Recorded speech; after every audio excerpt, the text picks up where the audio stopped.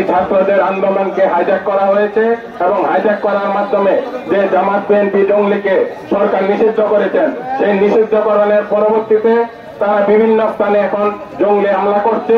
তারা আজকে সকালে বঙ্গবন্ধু মেডিকেল কলেজে আগুন দিয়েছে, তারা সরকারি বিভিন্ন স্থাপনায় তারা আগুন দিচ্ছে।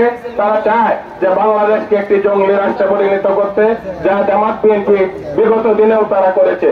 আমরা যারা শেখ হাসিনা সৈনিক, আমরা যারা বঙ্গবন্ধুর আদর্শে আমরা এই দলটি করি, আমরা সকলে ঐক্যবদ্ধ হয়ে আমাদের মাননীয় প্রধানমন্ত্রী জননেত্রী শেখ হাসিনাটাকে যে কোনো লড়াই সংগ্রামে আমরা রাজপথে আমরা জীবন দিতেও প্রস্তুত আছি।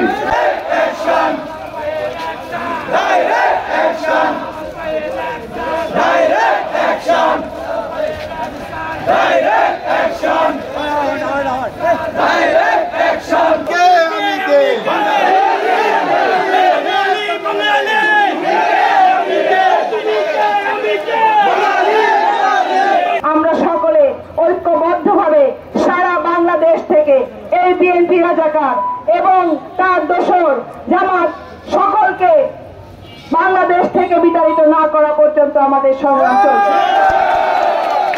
আমরা সর্বোচ্চটুকু ধৈর্য দেখিয়েছি। জননেত্রী শেখ হাসিনা প্রতিটি দাবি মেনে নিয়েছেন, তিনি সহনশীলতা দেখিয়েছেন, উদারতা দেখিয়েছেন। তার এই উদারতাকে সকলে মনে করেছে দুর্বলতা।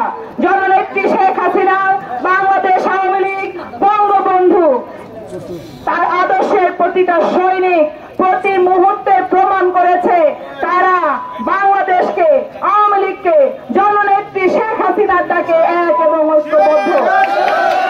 আর এই সুযোগ নিয়েছে আমাদের স্বাধীনতা বিরোধীরা। তারা ভেবেছিল বাংলাদেশ আওয়ামী লীগ বুঝি আজ দুর্বল হয়ে গেছে, সেটা ভাবার কোনো কারণ নাই।